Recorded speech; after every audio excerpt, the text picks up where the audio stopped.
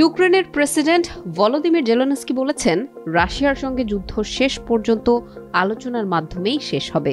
তবে আলোচনায় ইউক্রেনকে একটি শক্তিশালী অবস্থানে থাকতে হবে। এই জন্য মার্কিন প্রেসিডেন্ট জো বাইডেন এবং দেশটির পরবর্তী প্রেসিডেন্ট নির্বাচনে প্রধান দুই দলের প্রার্থীদের কাছে তিনি একটি বিজয় পরিকল্পনা উপস্থাপন করতে যাচ্ছেন। ২৭ আগস্ট ইউক্রেনের রাজধানী কিয়েভে এক সংবাদ সম্মেলনে জেলেনস্কি এসব কথা বলেন। জেলেনস্কি বলেন, ৩ সপ্তাহ আগে রুশ ভূখণ্ডে ইউক্রেনের সেনাদের অনুপ্রবেশ বিজয় পরিকল্পনারই অংশ। পরিকল্পনায় অন্যান্য বিষয়ের মতো অর্থনৈতিক ও কূটনৈতিক বিভিন্ন বিষয়ও যুক্ত করা হবে। পরিকল্পনার মূল বিষয় হল রাশিয়াকে যুদ্ধ শেষ করতে বাধ্য করা। তিনি চান এমনভাবে যুদ্ধটি শেষ করা হোক যা ইউক্রেনের জন্য ন্যায়সঙ্গত হবে।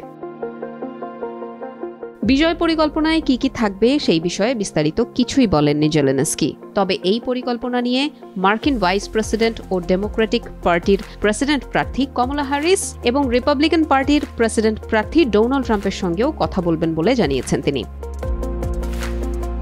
জেলেনস্কি জানান, জাতিসংঘের সাধারণ অধিবেশনে যোগ দিতে সেপ্টেম্বর মাসে তিনি নিউ ইয়র্কে যাওয়ার কথা ভাবছেন। সফরে বাইডেনের সঙ্গে বৈঠকের প্রস্তুতি নিচ্ছেন তিনি। জাতিসংঘের এই অধিবেশনকে পরবর্তী ইউক্রেন শান্তি সম্মেলন সফল করতে কাজে লাগাবেন তিনি। শান্তি সম্মেলনটি কবে হবে তা এখনও ঠিক করা হয়নি, তবে এতে রাশিয়ারও অংশগ্রহণ চায় ইউক্রেন। গত জুন মাসে ইউক্রেন নিয়ে প্রথম আন্তর্জাতিক শান্তি সম্মেলন অনুষ্ঠিত হয়েছিল সুইজারল্যান্ডে। এতে রাশিয়াকে আমন্ত্রণ জানানো হয়নি। বিশ্বের অনেক দেশ যোগ দিলেও আমন্ত্রণ সত্ত্বেও তাতে প্রতিনিধি দল পাঠায়নি চীনও।